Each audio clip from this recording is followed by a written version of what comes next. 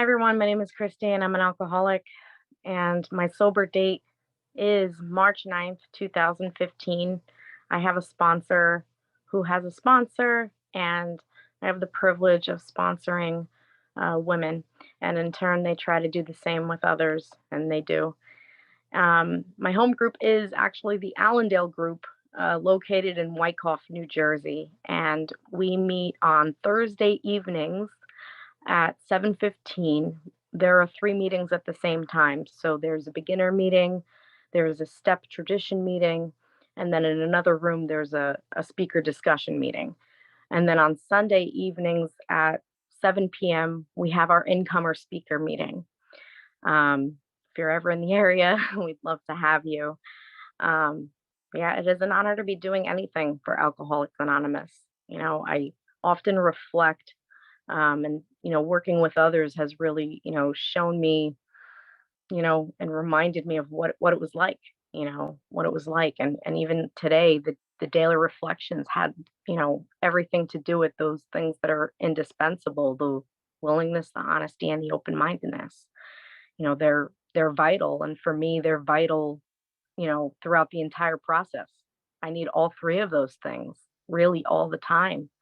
And as much as I'll have, it in my heart to really like transmit that to somebody and give that to someone, I can't. Like, no one could do it for me. Um, my story is one of, a lot of self-deception. I'm like the typical stubborn alcoholic in a lot of denial. I needed to reach an enormous amount of pain in order for me to really see that, like, this isn't working. Me running my life isn't working. And I also can't solve my problem either on my own. And that's just what it was for me. This is just my truth and my story. Um, in a way, I'll tell you guys a bit about what my drinking was like, what it used to be, what happened to me, and what it's like now. So, from a very fairly young age, my actual first introduction to alcohol was witnessing it in some of my family members. And I didn't exactly, you know right away, like, what was going on, but I saw the results of what alcohol did to those people in my family. Whether it made them, more lively, funny. And I watched these people drinking, and there was always this curiosity, like I wanted to be a part of, and I wanted to do those things too. And in hindsight, I can see very many instances of alcoholism within me, from a very young age. Um, and I'll get more to that later. And one of the beautiful things, for me is, having good sponsorship and really having an experience with this big book to discover what it is that I actually suffer from and why I'm actually alcoholic. What makes me alcoholic, and differentiating the two things, what makes me alcoholic and then the results of my drinking. Um, but, I definitely had, you know, and I don't blame any of this. There are many people I know that have gone through similar things, right? And, they're not, unfortunately, have gone through similar things, that I may speak about, but those things, don't make me alcoholic, and those other people aren't alcoholic, right? But, sure, there were things that made it easier, for me to drink, excuses for me to drink.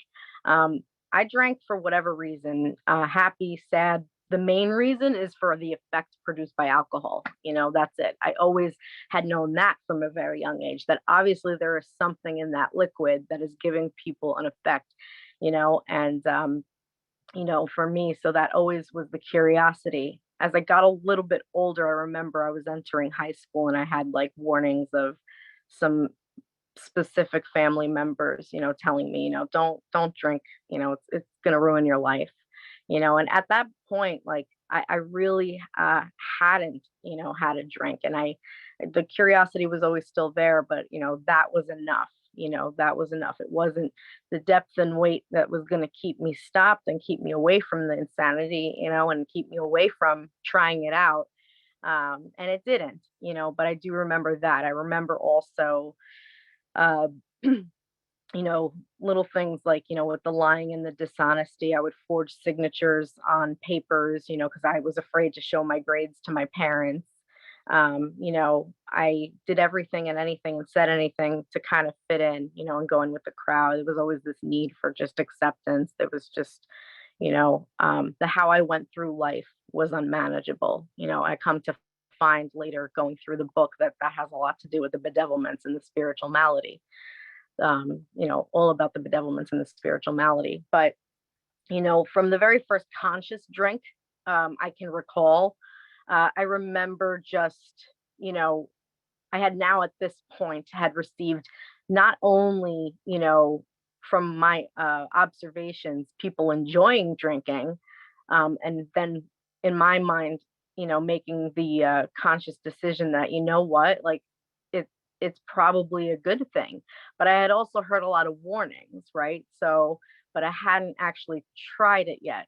And I just remember, definitely was not legal when I had my first drink. We stole from my friend's liquor cabinet, and I was just sitting there. You know, Nothing was going on that day. I wasn't like drinking to escape like a bad day or anything like that. But a drink was pushed across the table to me, and I drank it, and I thought it was great. And I wanted to experience more of it, so I took more. And I just remember it almost feeling like, this magical elixir that was going to solve my problems. It was, if I was happy, it was going to make me even more happier. It was going to make me more confident. It was going to take fear away. And I wanted to do it as often as I could. And I couldn't understand why there were people that were warning me about it, Um, so my drinking definitely progressed, to, you know, uh, weekends to daily. There wasn't a specific type of alcohol that I only stuck to because I liked quite a lot of it, and in any form at all. And I've discovered that I can't safely use alcohol in any form at all. And there were many times where, this all ties in with my insanity, that I believe that I'm going to get it under control, or I believe that I'm going to be able to safely use this. If I just find the right method, find the right like avenue to do this, or the right setting. And this is all self-reliance, which again I've discovered and still discover fails me every single time. But I don't know that this is happening. I don't know that when I'm taking the alcohol and I want more and more and more. My body craves more. When I'm not drinking, I'm thinking about drinking. I have this obsession, this idea that outweighs all others, and I'm powerless over those things, right? This is a seemingly hopeless state of mind and body, is what this is really all about. Though I have no idea at this time, as I'm going through life and I'm going through all of these escapades with drinking, and always just it became the great obsession, like everything in the big book that it says, and more about alcoholism, to control and enjoy my drinking. That was the great obsession. And also I thought I could control and enjoy my life as well. No one would get hurt, no one would be worried, no one would be fearful. um but no, I knew how to do one thing well, and it was really to run my life into the ground and hurt the people that cared about me the most, and not show up the way that I can today with this program in my life. But my drinking, like I said, progressed, right? And there were several things I will say that happened. Now, drinking at work became a thing. Drinking, the night before work, and then showing up. I work in healthcare to take care of patients, and I was, taking care of patients in that state. And absolutely, no one should want me as their nurse in that state and in that sickness. Um, but that life became like normal to me. Like I always thought like the way that I drank, and you know that effect, like everyone would want to drink that way, and everyone has this craving, and this mental obsession. And it took me a while to get to like the unmanageability piece of it. That other layer of the spiritual malady. But because I'm just in so much denial that, I'm functioning well enough. I've got this, that was like the biggest lie. I've got this, or I'm going to get it better next time. And, that was one of the delusions that definitely, you know, definitely almost killed me. So work, I'm losing jobs now, as a direct result of my disease. But I'm still not thinking that, it's like very it's very frothy. People are coming to me, to try to talk to me and to try to, have interventions with me, because even though, in the earlier stages of my drinking, even though maybe it wasn't like continuous, it definitely absolutely alarmed some people that were around me. Friends said that, Christy, you became somebody else I don't even remember. I don't even recognize. People came to me and begged me, them begging me, please stop doing this. Please stop doing this. And, like they would catch my attention for just a little while, but it just didn't have the depth and weight that I needed, that would ignite the willingness, from within for me to actually have a psychic change, which was what I needed. I was looking at many different things for solutions, and not even understanding the problem, right? Because I'm not even in AA at this point.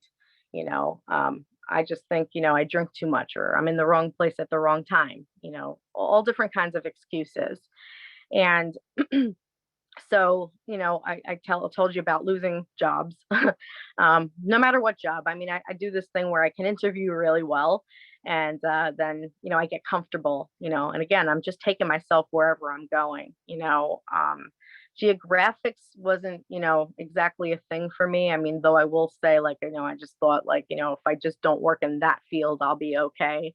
If I just don't take that job, or if I just don't hang out with those people over there, in that town, I'll be okay. If I stay away from the city, I'll be okay. But I took myself wherever I was, and, I'm still in the same sick mindset. Fast forward to 2013, it was a pretty significant story. By this point, I'm doing the bare minimum. I'm finally coming to some meetings, but I'm doing basically just enough to kind of, get my family off of me, and I'm doing it for my family. I'm not doing this for me, and I'm certainly not doing this to have a change from the inside out. At that point, I didn't even know that that was something that was going to happen, or, one of the points of this is really change. I didn't know a whole lot about AA, just from some talks from people in my family who had attended it, but not enough. And with a person I'm acquainted with at the time, but she had invited me to her baby shower, and I brought another friend, a good friend of mine, up there in my car to the baby shower. And all I remember was, having some appetizers, and I had a drink in my hand. And then the next thing I know, I'm surrounded by, the paramedics, and I'm on the floor in the living room, and they told me that I had a grand mal seizure, and I have no recollection of that. And so, here's a great, example of, like, I'm pretty sure anyone else, right, who doesn't have this problem, this common problem, may have said, you know what, I'm done. I'm done for good, and I'm never going to do this again. And they may be able to actually stay stopped. But that's not my sober date. That happened in 2013, and that insanity continued until March 9th of 2015. The insanity of just doing half measures. I'm going to the meetings, I'm getting there just on time, and I'm leaving right away. I'm not really talking to anybody. People in the meetings were asking me if I had a sponsor, and I remember there was a point where I was just like making up people, just to kind of get them off of my back. And then when I actually asked somebody to sponsor me, and I did this, several times, sponsor me. And I'm not being honest with the sponsor. I'm not talking to the sponsor. I just kind of just doing it, all half measures. And I was the person that for a while would come either drunk to the meetings or leave to go and get drunk. It just was just the willingness just wasn't there, and like I said, from the beginning, I'm just the type that needed a great deal of pain, to really be convinced, from my own personal story, and that's what it was. But in 2015, what had happened was, I made the decision after, a series of several low events in my life, just of more of the same stuff that I'm sharing about, really, like more of the same stuff just kept happening. Nothing got better. It definitely progressed and it got worse. But it's just a continuance of the same results, but I'm thinking that it's just going to be different, without anything inducing a vital psychic change that's necessary here. And so I was engaged. Um, and the wedding, we were a week away from going to pick out our dresses. And basically, I took too much and I was completely inebriated. And this was now, you know, another trip to the hospital via ambulance. And though it wasn't my first time going to rehab, those things actually started to become part of my story. I was one to definitely compare myself when I came to meetings, just to, you know, like prove a point or something. See, like I'm not like you guys. I don't belong here. But and again, those are the results of my drinking. And those things actually started to become part of my story. Now I'm going to IOP. Now I got to go to rehab, detox, all of those things. And everything, the same things would happen, right? Until 2015, the same things. I'd come out, nothing would change. And the wedding was called off. Thank God, because I was not in any fit condition at all to marry anybody. um, just like I will absolutely admit, I was in no condition to take care of anybody, with a professional license. My advice would be run, with someone like me. And, I had no desire to go away to be physically separated. But the real truth was that I needed to, because I could not stay stopped. Like I couldn't, it was winter time, one of these, instances. And I got on my bicycle, like car keys were taken away from me, because there's just no trust there, because there's just an enormous amount of dishonesty.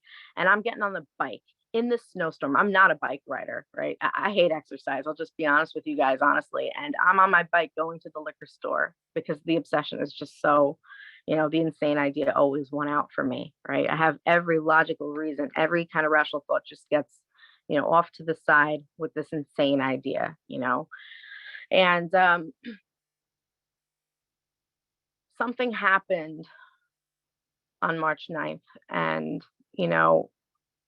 I'm going to try to put it in the best way. It was probably one of the first instances that I can recall, that was definitely spiritual in nature, because I couldn't stand the way I was living anymore. I couldn't stand who I had become.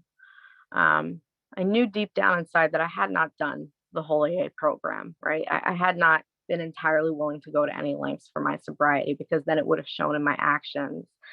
And but I had another thought that said, the answer is in these 12 steps, right? And it's the one thing I hadn't done.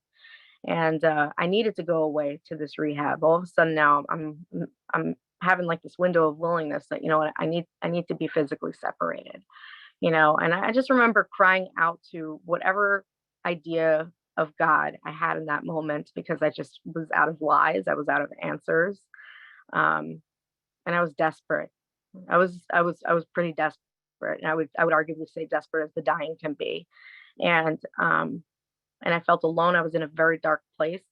Um, but I had this sensation that if I had gone to the rehab to get physically separated, and if I came back, and if I did get a sponsor, and I came with willingness, honesty, and open-mindedness, and I worked all 12 steps, I would have everything I needed. I would have the elements of a way of living, right? And the answer to recover to alcoholism. It would just happen if I put in the work. And then maybe one day I can help somebody else. And that's so true and dear to me. There were many people that tried to help me. And that's one of the reasons why I try to help so many, people that gave their time to me, people that during that time I didn't appreciate. I didn't realize what they were doing. And now being in a different place, I understand it.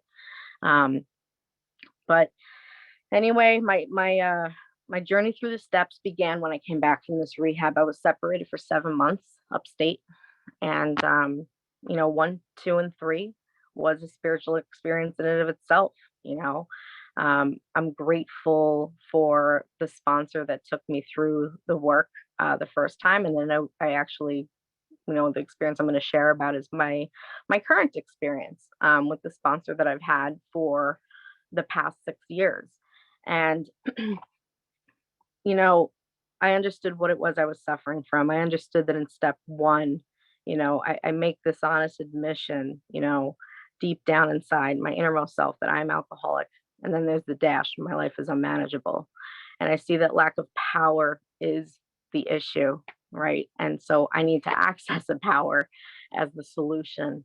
My step one experience, told me about, the physical aspect of the disease, the allergy, what happens to my body, right? What happens to me after I take the drink. And then I also looked at the mental obsession and the mental component, what goes on in my mind before I take the first drink.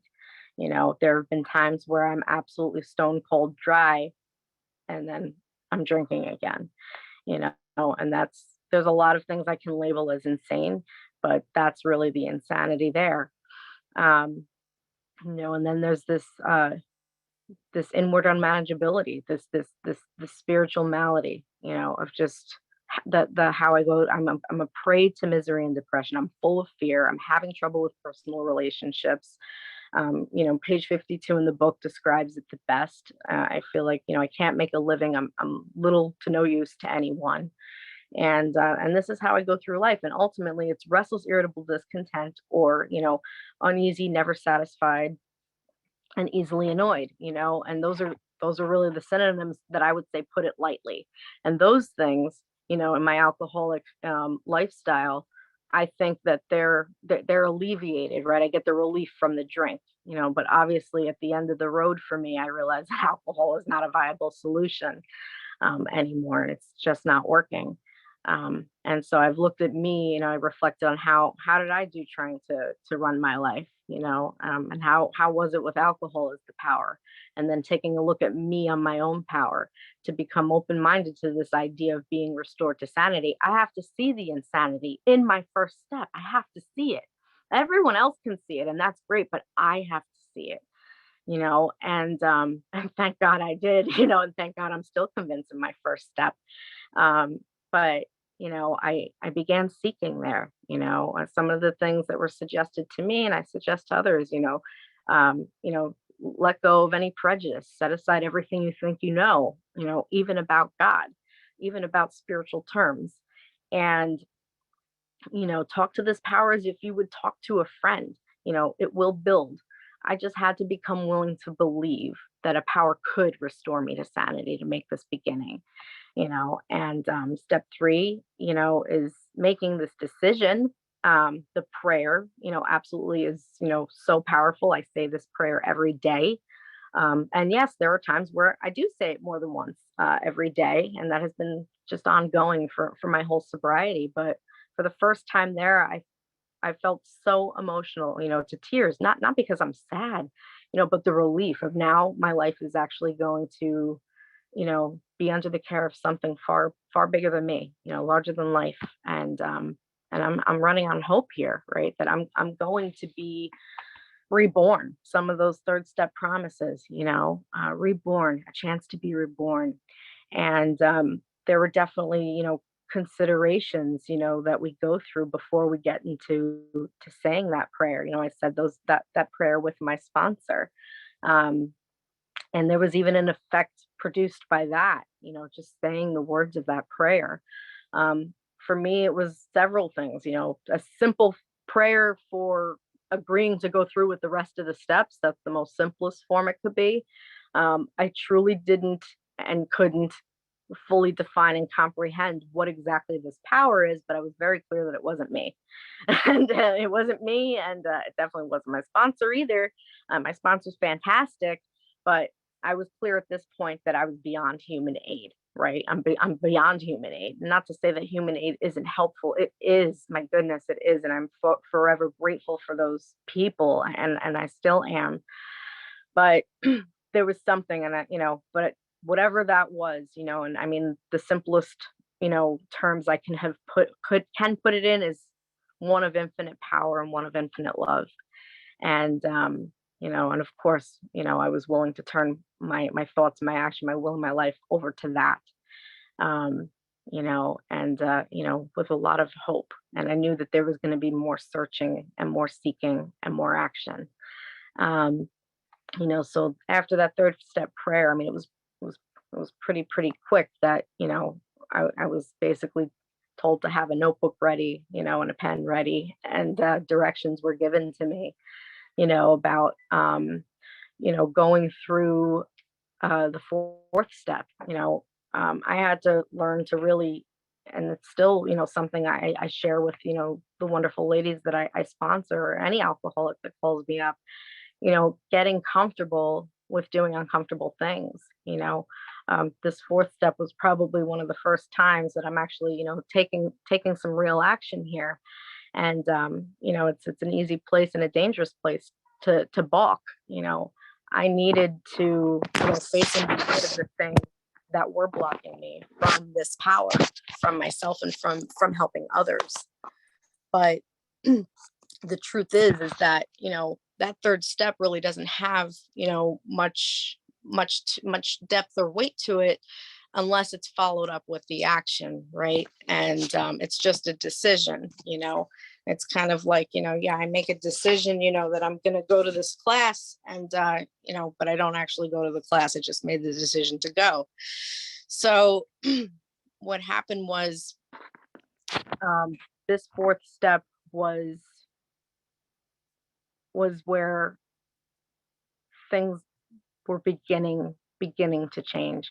Um, I will tell you that there were things that I saw, within my resentments, the fears, the sex inventory, and how my conduct with how I treat others. But really, like, the magical piece was in that fourth column, where I'm looking at it from an entirely different angle. And I'm looking now at my mistakes, where I set the ball rolling. But I was so eager to do this, honestly. Like, I will say that, this fourth step, I had done it in about maybe 8 weeks, I would say. I brought this notebook with me everywhere.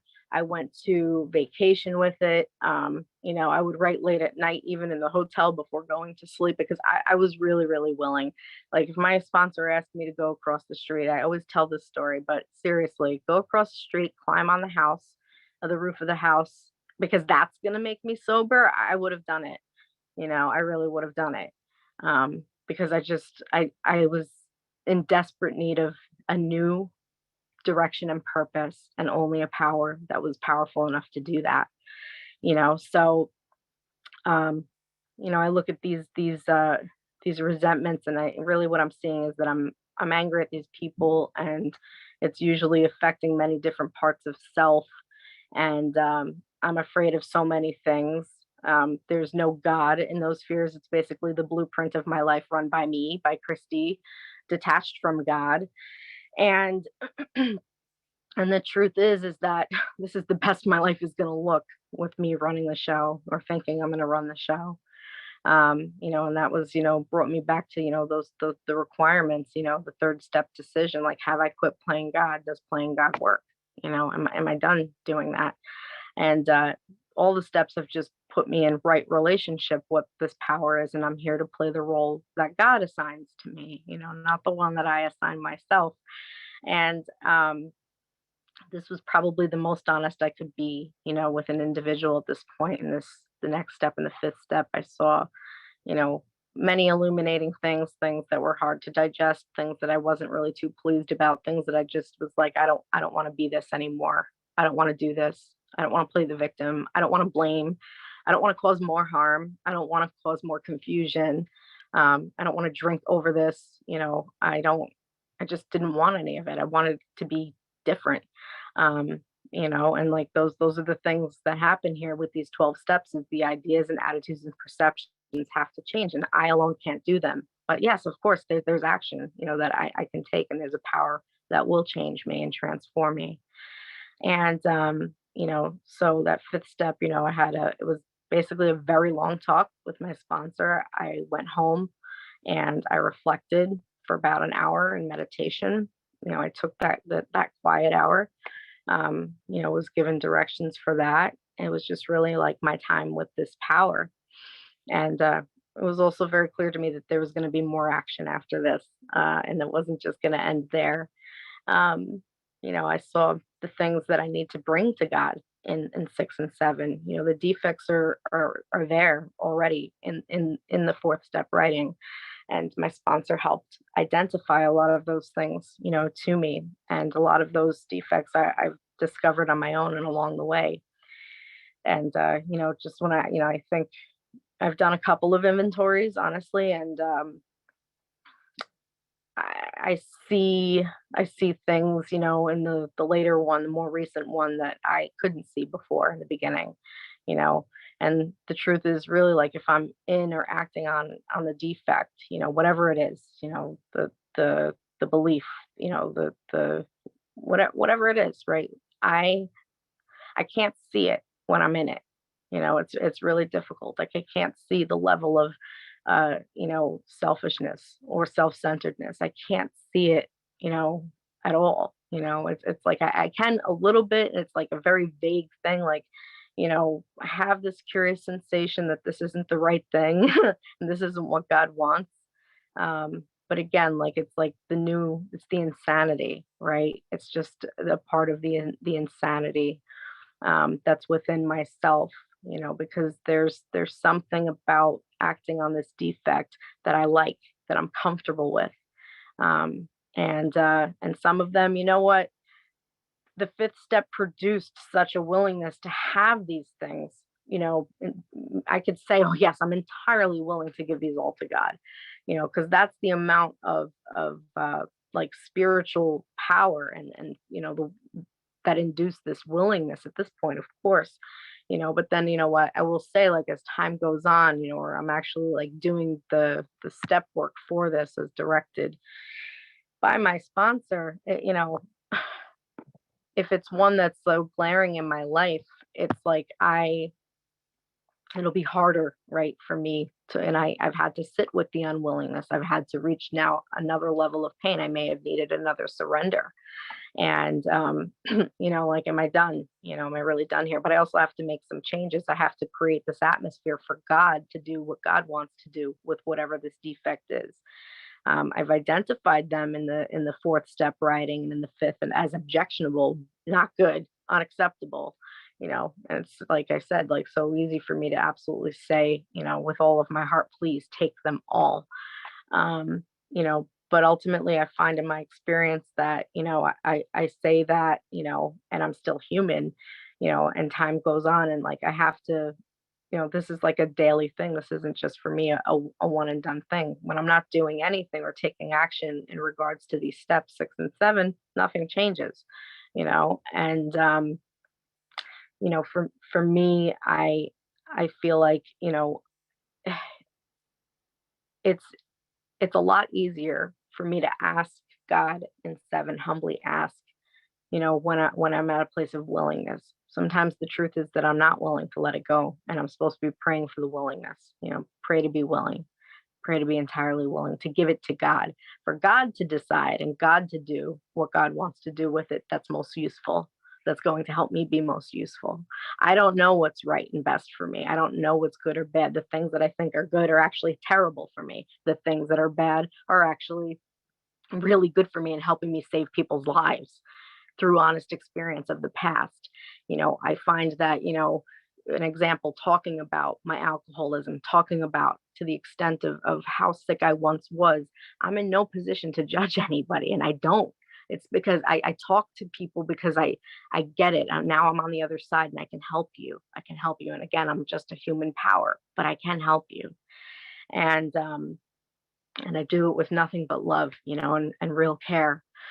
Uh, then we get to 8, which is, and that 7-step prayer is part of my prayer routine, that I absolutely say every day. But 8 was making this list, and the list was made in the fourth step. And sure, there were some names on there that didn't make it to my fourth step, that I really had no resentment involved or attached to them. And 9, and 8 was becoming willing again, right, to make direct amends. I had to pray about these amends. Good sponsorship was so vital for this. My goodness, I am so grateful I went through these with great counsel. Because otherwise I think I would have been making amends for the amends, had I had not, there's just a lot of considerations. An amends is different from an apology. An amends is actually like a formal compensation, right? And really like a sincere like willingness to correct my behavior from the past and for my future. There's nothing in the book that tells me that these people have to be willing to listen to what I have to say. The point is that I have to become willing, and I've made various amends, various ones. I've written letters and went to grave sites. I have went to previous employers. I have went to family members. The book has a line that says, 9 out of 10 times the unexpected happens. I will tell you, it's been more than that. Every single time the unexpected has happened. The ones that I think I can figure out how it's going to go, or what's going to happen, I'm surprised. The ones that I think are going to be easy, the ones that, I'm like really confident about and really willing. My sponsor said, "Are you willing? Like you would do it tomorrow?" And, yeah, absolutely. I remember talking to my mother, and like, my mother had a lot of questions. She had a lot more to say than I thought she was going to. But that experience brought us closer together to have like a really intimate conversation. And I think that was maybe one of the first times in a very long time that we spoke, at that level, heart to heart. It's just not what was going on before all of this, before my journey into the steps in AA, into sobriety. But I went to an employer, the ones that scared me, that they said, "No, you can't come back here. If you come back here, you're going to be arrested for trespassing," because there was also a lot of like stealing in my story. And, I was terrified, but I did those anyway. People that, you know, some people I thought they were going to say, "No, I don't want to speak to you ever again." You know what? They were willing, and the ones that scared me the most, I had the most powerful experience. And that is not why we do amends. It's not why I do amends. I tell, my sponsees, like, we don't do them to feel good. However, it is something that can happen as a result of taking the action, and that it was something that absolutely happened. Um, I've been given, different opportunities, right, to show up and show people this example of this book and what God can do. So I had, in my story talked about, basically ruining a baby shower. I was invited to another baby shower in sobriety, and I was able to be fully present, and show up and, you know, drive someone else home, and not endanger people's lives. And it was just a beautiful, beautiful thing, and it was a very happy time. And I just remember just, inwardly, like, praying, like, "Thank you, thank you so much, God," because it just was amazing to be placed in that position now. And the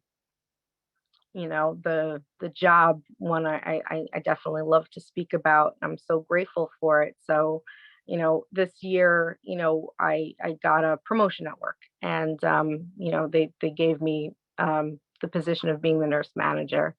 And that's all AA. That's all God in AA. That's not me. I was just willing. I was willing to take action, right? To be transformed. I'm now considered an asset today and not a liability. I'm a nurse in good standing with my state. And and I made an amends to my first employer, and this doctor said to me, "My father is an AA, and he made amends to me, so I kind of know how this goes." He says, "I just wish you a lifetime of sobriety, and I'm grateful that you're alive." Because there was a lot of speculation, and I'm grateful that you're alive, and I'm so happy that you found AA. And that was like the last thing I thought that this man was going to say to me. you know. I went to one of the stores, and like the manager like took out his AA coin, like crazy things like that happened, for me, that I can't make up. And but those experiences really propelled me to the next steps. To now, I wanted so badly to show every alcoholic that doesn't know that there's an answer and a solution here and a way out. I wanted all of them to feel what I was feeling. I wanted all of them to see what I was seeing. And my sponsor was just like, "Well, they can if they do what you do." And that's the thing, right? If they're willing to do what I did, and do what I do, today. I mean, there's the sponsees that I have that are new, and we're in the book, and then there's the ones that are through the steps and they're helping other ladies. And that's probably one of the most beautiful things to see, you know, and to see like that love and that light and that self-sacrifice, just be given as it was done for them, and then again, like what was done for me by my sponsor, but also so many people that, help, whether they're still near or far in my life. And I wouldn't be here today without some of those great human aids, and the power of the fellowship as well. It is a power, right? But ultimately it's, this power that it came to experience as a result of doing these steps. And today, I'm a wife to the man that called off the engagement at that time.